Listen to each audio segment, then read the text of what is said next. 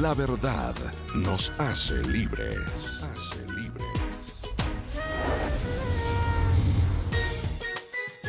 Aquí estamos nuevamente con ustedes desde el corazón de Sudamérica para Latinoamérica y el mundo.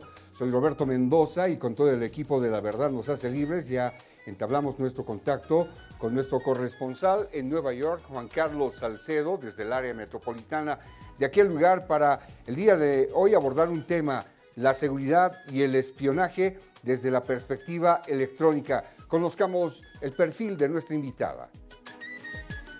Katitza Rodríguez es la directora de Derechos Internacionales de Electronic Frontier Foundation, una organización que se concentra en la política comparativa de cuestiones de privacidad internacional, con especial énfasis en la aplicación de la ley, la vigilancia gubernamental y los flujos de datos transfronterizos.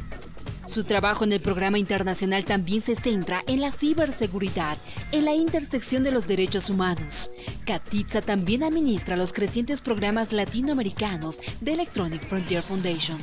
Antes de unirse a esta organización, Katitza fue directora del programa de privacidad internacional en Electronic Privacy Information Center en Washington, D.C., donde entre otras cosas trabajó en The Privacy and Human Rights Report, una encuesta internacional sobre derecho y desarrollo de la privacidad. Sí, como ustedes han visto y escuchado, la directora de Derechos Internacionales de Electronic Frontier Foundation está con nosotros, Katitza Rodríguez. Antes, un saludo muy especial a toda la gente en los Estados Unidos a través de Optimum. Juan Carlos Salcedo está en Nueva York, en nuestro estudio 3 en Cold Spring. Juan Carlos, qué gusto estar contigo. Bueno, gracias Roberto, un placer nuevamente estar con todo el equipo de La Verdad nos hace libres y con la audiencia nacional e internacional, como siempre poniendo en el tapete un tema internacional y regional de interés para todas las audiencias. Y hoy tenemos un tema especialísimo en este mundo donde la tecnología electrónica avanza más rápidamente que las leyes que la gobiernan. Podríamos decir que la privacidad del ciudadano ha muerto.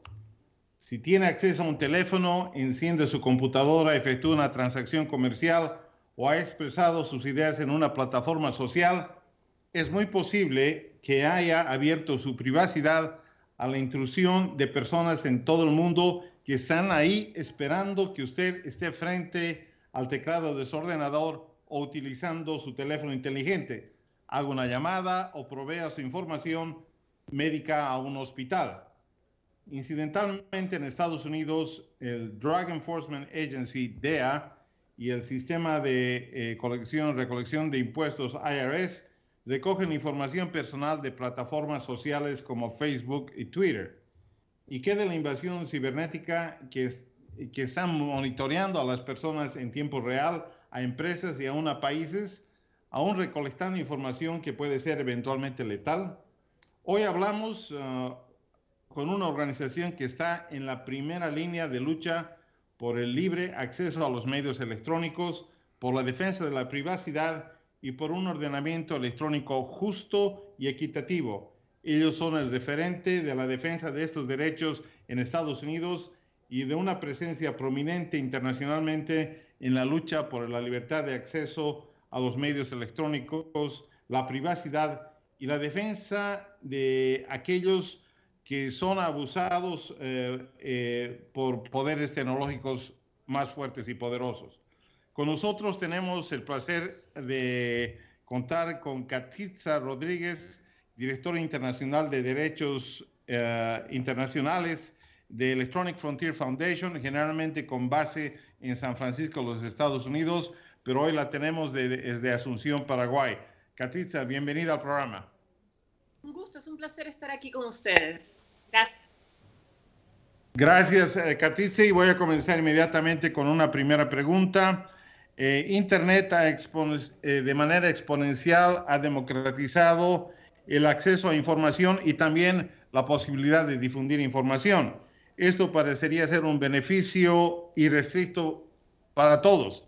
Sin embargo, existen quienes están interesados en restringir esa libertad de expresión en Internet. ¿Quiénes son ellos y cómo lo hacen?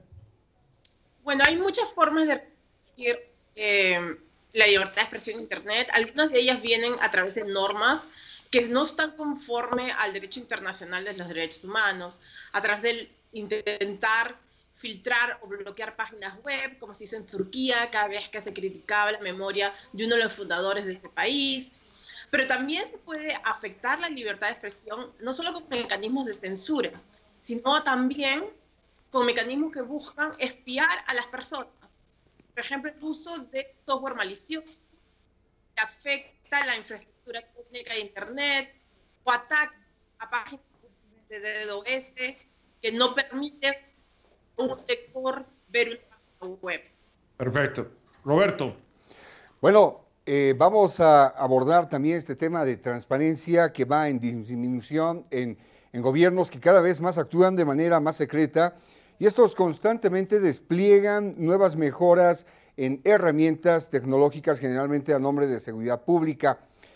La pregunta es, ¿qué elementos más se adicionan para el espionaje independiente, al seguimiento por teléfono, hasta el uso de drones o el despliegue de tecnologías biométricas? ¿Qué nos puede decir de esto, Katitza? Bueno, que hay una cultura del secreto muy grande en el uso de estas tecnologías. Los ciudadanos no sabemos qué herramientas el gobierno está comprando para el uso de espionaje, ni para qué usos se están dando. No hay una manera de poder vigilar al vigilante. Además, las normas que regulan su uso, muchas de ellas están desfasadas, no están actualizadas, inclusive en América Latina, y no dan, por ejemplo, autorización específica para el uso de ciertas herramientas, sino que a veces las disposiciones legales están basadas en disposiciones generales hechas en la época pre-internet que autorizaban el escuchar una conversación en tiempo real. Pero otra cosa muy distinta es, por ejemplo, el usar un software malicioso, ¿no? En ese caso, es una medida muy invasiva que debe estar prescrita por ley y debe estar regulada de manera clara y precisa, y con garantías muy fuertes, más fuertes de las que no se encuentran ahorita establecidas en ley. Entonces estamos viviendo en una época sin controles legislativos claros, una cultura de secreto de qué es lo que compra el Estado y para qué lo usa, y con herramientas que son muy invasivas de la privacidad. Una pregunta por acá. Existen generalmente dos bloques a nivel estatal, unos que han limitado directamente el acceso a ciertos sitios de Internet, principalmente de información, esto en gobiernos autoritarios, y existe otra manera de bloqueo que es a través de filtros o a través de información que es catalogada de una manera distinta en gobiernos que son aparentemente abiertos. Y más aún tenemos instituciones transnacionales como Google, por ejemplo, que tienen la capacidad de determinar qué información uno la ve y de qué manera, según la manera que ellos desean presentarla. ¿Cómo aborda su fundación esta situación de acceso a información? Son tres temas distintos, voy a tratar de resumirlo. Primero, en el tema del filtrado y bloqueo, de acuerdo al Sistema Interamericano de Derechos Humanos, la libertad de expresión no hay censura previa, solo responsabilidades ulteriores, lo que significa que no puede haber medidas ex antes, como los filtros y bloqueos, que restrinja contenido que está protegido por la libertad de expresión. Además, hay un problema. Para aquellos contenidos que no están protegidos por la libertad de expresión, como es, por ejemplo, ataques al odio cuando hay incidencia inminente contra la violencia, que es muy específico, no es todo discurso de odio, solo es el que es inminente a la violencia, incitación a la violencia. En esos casos, el sistema interamericano no lo protege, pero los sistemas de bloqueado y filtrados tienen que ser muy específicos al contenido que es específicamente ilegal, y no puede ser toda la página web, por lo cual a veces estos mecanismos técnicos no pueden ser aplicables porque lamentablemente de una u otra manera también tocan contenido que es legítimo, legal y protegido. Por eso es que es importante esperar que haya una orden judicial específica que determine que cierto contenido es ilegal siempre y cuando siguiendo los debidos procesos. Nosotros hemos hecho también Y para responder a tu segunda pregunta de la privatización de la censura, que también está pasando por el poder que tienen ciertas empresas de decidir qué contenido no se queda en Internet sin haber recibido una orden judicial, nosotros desarrollamos lo que se conocen los principios de Manila, en el cual explica que en verdad debería haber una orden judicial antes que este contenido se baje de la Internet, ¿no? Que es muy importante porque hay empresas, como empresas de infraestructura de Internet, que se han vuelto con mucho poder en la infraestructura técnica, en el ecosistema de Internet. Eso significa que si, por ejemplo, una página web como The Daily Stormer, que fue un caso de una página nazis en Estados Unidos, una de estas empresas decide cortarle el dominio o el acceso a todo el periódico por un contenido que tal vez no pudo ser ilegal. Esto es un tema complejo, pero hay que entender que si bien el contenido puede ser que no nos guste, es horroroso, no es contenido ilegal. Contenido ilegal tiene que ser incitación a la violencia y tiene que ser inminente, de acuerdo a la primera enmienda, y es un estándar muy alto y específico. Bueno, Katitza, otro de los elementos obviamente que no podemos dejar de lado es el teléfono, que es una herramienta indispensable de toda la población, pero también puede ser un instrumento útil para que a uno lo sigan o lo espíen. Incluso la propia activada a través del Internet le permite a alguien construir un perfil de la vida privada de la persona que está usando la red. ¿Cuál es el estatus actual de la privacidad individual en esta era rápida de evolución tecnológica y electrónica? Bueno, la privacidad cambia de país. Es un derecho fundamental. Los relatores de Naciones Unidas y el sistema interamericano lo reconocen como derecho fundamental. Ahora, la aplicación en concreto de este derecho es flojo en muchos países. Lo que tú mencionas, la información de ubicación que revelamos cada vez que utilizamos el teléfono, como bien lo mencionas, es información sensible, porque puedes determinar patrones de comportamiento. ¿Quién se comunica con quién, desde dónde? ¿Quiénes estuvieron juntos en una reunión? Solo en base a la información que revela el teléfono. ¿Y quiénes dejaron la reunión? Si empezaste una relación amorosa, porque siempre te comunicabas con ellas, o cuando dejaste de comunicarte con ellas, porque el hecho de que ya no envíes mensajes también, o que ya no estás todos los sábados y fines de semana con esa persona, y por ende tus teléfonos juntos, deja de revelar también revela información de que ya no están juntos. Entonces, esta información es sensible. La policía solo debería tener acceso con una orden judicial bajo un debido proceso. En algunas leyes, en unos países como en México, ya ha habido decisiones de la Corte Suprema diciendo que esos datos o los metadatos deben ser protegidos al igual que el contenido de las comunicaciones. Pero, sin embargo, hay mucho por avanzar. Por eso es que en la IFF hemos desarrollado los principios necesario y proporcional, que explican a los estados cómo aplicar los estándares de derechos humanos en el contexto de la vigilancia de las comunicaciones, para que así uno tenga una guía del marco legislativo que se debía implementar para asegurarnos que nuestra privacidad se proteja. Si no, ese derecho queda solo en teoría en la Constitución, mas no se ejerce en la práctica. Hiciste alusión a una situación importantísima de cómo la aplicación de los derechos humanos es, digamos, el paraguas para avanzar ese tema de protección de privacidad, etcétera. Tu punto de trabajo es internacional.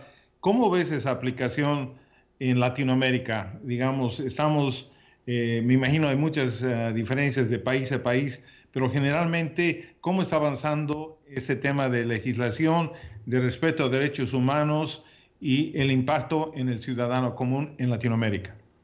Acabo de terminar una investigación en 12 países de América Latina, el cual reveló que muchas de las normas en aquellos países son normas anticuadas, con disposiciones muy generales que en algunos casos autorizan el uso de cualquier tipo de tecnología de vigilancia futura o a crearse, pero sin ningún debido control específico que restrinja su uso. Entonces, eso es problemático porque son normas que se desarrollaron cuando estábamos hablando de interceptación en tiempo real de un teléfono, pero no del tipo de tecnologías que ahora tenemos, que son mucho más invasivas, subrepticias y además en muchos casos masivas. Y en ese caso creo que en muchos de esos casos el uso de ciertas tecnologías inclusive sería ilegal, pero para eso se necesita más litigio estratégico, cuestión que hay muy poco aún en la región. Bueno, estamos dialogando con la directora de Derechos Internacionales de Electronic Frontier Foundation, una organización que se concentra en la política comparativa de cuestiones de privacidad internacional, con especial énfasis en la aplicación de la ley de la vigilancia gubernamental y los flujos de los datos transfronterizos. Katitza, tenemos conocimiento, y esto es a nivel global, acerca de Edward Snowden, de Chelsea Manning, antes Bradley Manning, y también organizaciones como Wikileaks, a la cabeza del entonces Julian Assange, que está cobijado en este tiempo todavía en la Embajada de Ecuador. ¿Cómo deberían ser protegidos los denunciantes en una cuestión de seguridad de Estado? Los denunciantes, los whistleblowers. Sí, así como nosotros lo hemos hecho en los principios necesario y proporcional, decimos que es importante darle protección legal a aquellos que revelan información de interés público en el Estado, ¿no? Y eso es muy importante porque, como expliqué al principio, estamos viviendo en una cultura del secreto, donde casi no tenemos mayor información por parte del Estado de lo que están haciendo ni las herramientas que están comprando. Y la mayor parte de la transparencia en la que hemos podido acceder ha sido a través de los whistleblowers o denunciantes, como bien los mencionas. Entonces nosotros creemos que deben tener protección legal fuerte también, no solo en Estados Unidos, sino en América Latina. Todavía no hemos visto nuestro whistleblower en América Latina, ¿no? Entonces hay mucho, mucho por revelar. Gracias, muy amable. En Estados Unidos se está hablando mucho acerca de la neutralidad de la red, sus implicaciones en el país. Ese es un tema de Estados Unidos, pero en Latinoamérica me imagino deben haber temas que son candentes o temas que los ves de manera repetida que deberían ser enfrentados. ¿Cuáles serían esos temas en Latinoamérica? En América Latina, el tema de la vigilancia es uno de los más importantes. Si analizamos las empresas que han comprado el uso de software malicioso, ese software que toma control de tu computadora y el atacante puede saber exactamente lo que tipeas en ella, pueden encender tu cámara, no tienen una regulación específica. Y esa herramienta es mucho más invasiva que escuchar a alguien hablar por teléfono. Y creo que es preocupante porque si vemos los leaks que hubo sobre una de las empresas que vende este producto, uno de los países que compró más este producto fueron países de América Latina, teniendo México a la cabeza de todo el resto del mundo. Entonces, y además se han revelado en México que este software se ha utilizado, supuestamente que es un software que se vende solo al Estado para cuestiones de persecución penal, o de inteligencia, pero este software se ha utilizado contra activistas de derechos humanos, inclusive periodistas independientes como Aristegui Noticias. El gobierno de Estados Unidos hace registros de equipos electrónicos al cruzar la frontera. Esto se ha incrementado en un 500%, vale decir, de 4.764 en 2015 a 23.977 a 2016 para teléfonos, laptops, mensajes de voz y también los correos electrónicos. ¿Cuál es su comentario sobre la invasión a la privacidad a nivel de la Policía de Inmigración? ¿Será justificable esta manera de controlar? Ese es un gran problema, especialmente cuando cruzamos las fronteras, así como, por ejemplo, sabemos que hay algunas normas en Estados Unidos que, por ejemplo, no necesita la policía una orden judicial para leer tu teléfono, lo que tienes en tu teléfono. Eso es una falta de garantías esenciales, porque si la policía, si no estaría cruzando la frontera, necesitaría una orden judicial para hacer eso. Entonces, ese es un gran problema que vemos en el tema de del tema del cruce de las fronteras o el borde. Ahora, también hay un problema que nosotros revelamos mucha información y que estas empresas como Facebook, Google y otras están recolectando mucha información de nosotros que puede ser entregada al Estado y por distintos motivos o solicitudes. Y el usuario no se entera que esos datos están siendo entregados a autoridades, porque a veces no se le notifica. A veces estas autoridades pueden utilizarla para distintos usos, ¿no? Hay muchas bases de datos que se están creando, que tal vez es un pedazo de dato que aislado no significa nada, pero que combinado con otros pedazos de datos forman una rompecabezas que bien organizada y analizada revela información mucho más sensible, que puede, por ejemplo, una autoridad de inmigraciones decidir si le quiere dar o no visa a una persona. Entonces puede crear discriminaciones, puede que esa información no sea cierta, pero el usuario no se va a enterar de cómo esa información, cómo se obtuvo, y tampoco puede saber si es verdadera, es acertada o ya es una información pasada, y no puede ejercer su derecho a defensa. Este es un gran problema de este siglo, ¿no? Bueno, gracias. Y ya llegando al cierre de este interesante diálogo con la experta latinoamericana con sede en San Francisco. Sabemos que Electronic Frontier Foundation trabaja para proteger a las poblaciones vulnerables de ataques digitales. Quisiera que nos explique de qué se trata ese proyecto de autodefensa y cómo abordan ese tema de protección a poblaciones vulnerables. Sí, tenemos una página web que se llama Página de Autoprotección contra la Vigilancia, en el cual hemos desarrollado ciertos kits, un kit para el activista de derechos humanos, un kit para el periodista que está en acción, un kit para manifestantes que van a la protesta, y donde le damos ciertas recomendaciones de qué hacer. También un kit para alguien que no sabe nada de seguridad, pero quiere empezar. Y uno de los primeros consejos que damos es que uno tal vez no puede protegerse de todos y toda la información todo el tiempo, porque si no, es casi imposible. Entonces nosotros le pedimos a las personas que hagan un examen de un modelo de riesgo, es decir, que decidan qué información quieren proteger, de quién la quieren proteger y qué tanto esfuerzo están dispuestos a poner para proteger esa información. Así tal vez tú solo quieres proteger la información de tus fuentes periodísticas, pero no otra información porque no es relevante. O a veces solo quieres proteger ese artículo, pero no toda tu computadora. Entonces, en base a los resultados de esa investigación, nosotros te damos ciertas recomendaciones. Una de las primeras recomendaciones que podemos dar, además de hacer este análisis de riesgo, es instalar una mensajería instantánea como Signal, que te permite, es como un WhatsApp, que te permite mandar mensajes cifrados, seguros, con otra persona. Entonces, este es muy fácil de usar, se llama Signal y se puede instalar en tu propia computadora, es gratis y es un mensaje cifrado. Es decir, el mensaje, solo tú y la persona que está comunicando puede leerlo. Terceras personas que quieran leer tus mensajes van a ver basurita. Ok. Gracias, muy amable. Bueno, adelante, Roberto.